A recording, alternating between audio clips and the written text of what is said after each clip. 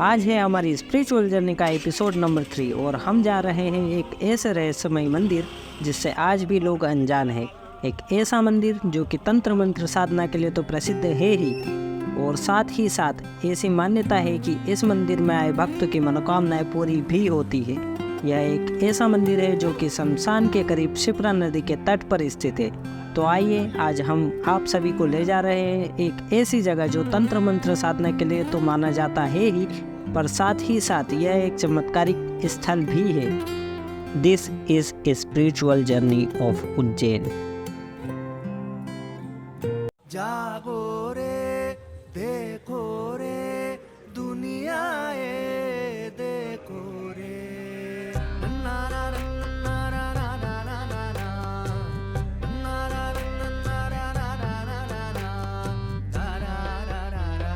जागो रे देखो रे दुनिया ये देखो रे। सो आज हमारी स्पिरिचुअल जर्नी के एपिसोड में हम जा रहे हैं श्री विक्रांत भैरव जी के दर्शन करने। आखिर ऐसी क्या वजह है कि लोग यहाँ दूर दूर से दर्शन करने आते हैं।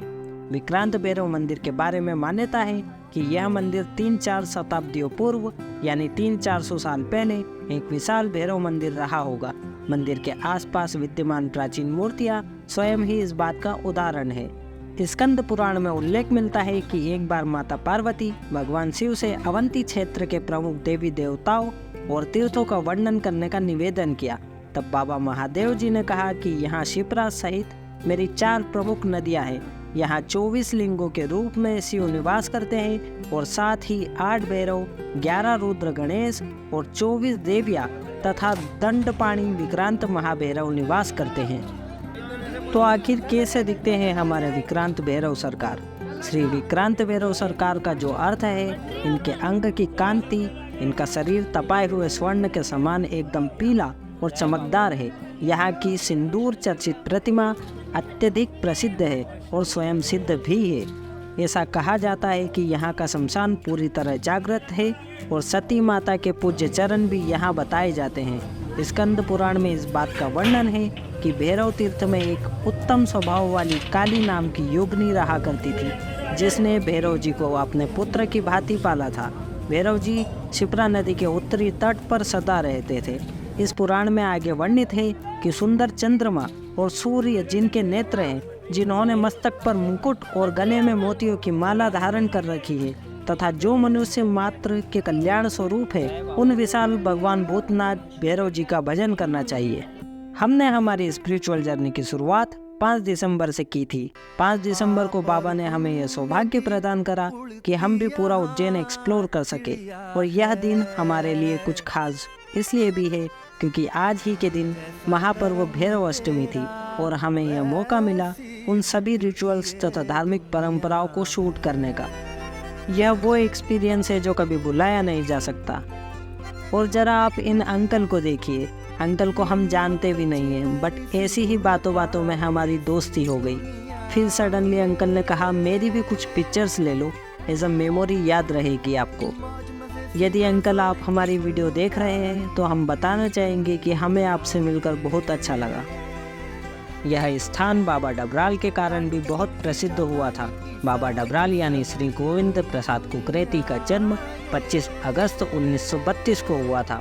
वे मूलतः उत्तराखंड के गोड़ी गढ़वाल क्षेत्र के कठूड़ी गांव के निवासी थे। उनके भक्तों ने बताया कि वर्ष 1960 में दिवाली की रात बाबा अपनी साइकिल से जब मंदिर पहुंचे, वह अमावस्या की रात थी। अंधेरे में ज़्यादा कुछ नज़र तो नहीं आ रहा था। बाबा ने नियमानुसार मंदिर में पूजा अर्चना की और दीपक प्रज्वलित करके चले आए। लौटते समय बाबा के मन में विचार आया कि कहीं दीपक तेज हवा के कारण बुझ तो नहीं गए। पर जब वे वापस वहां यह देखने के लिए पहुंचे, तब वहां का नज़ारा आश्चर्यचकित करने वाला था। बाबा विक्रांत भैरव जी के समक्ष अनेक दीपक रोशनी कर रहे थे और ऐसा माना जाता है कि वहीं बाबा डबराल को साक्षात बाबा विक्रांत भैरव बैठे हुए दिखाई दिए।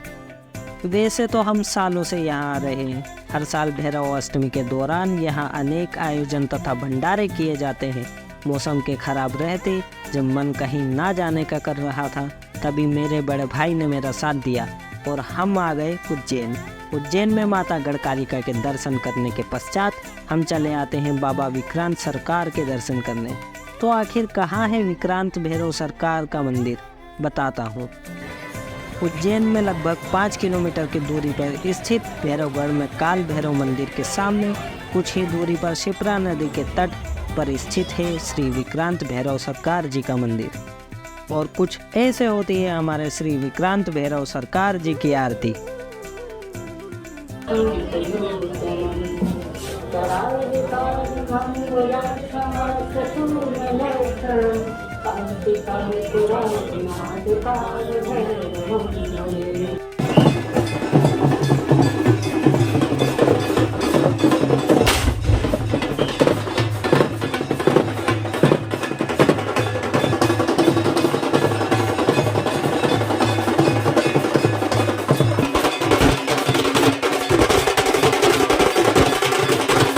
और यदि आपको हमारे वीडियोस अच्छे लगे तो प्लीज़ एक लाइक और एक कमेंट ड्रॉप करके जाइएगा, जिससे हमें मोटिवेशन मिलेगा आगे के और वीडियोस बनाने में।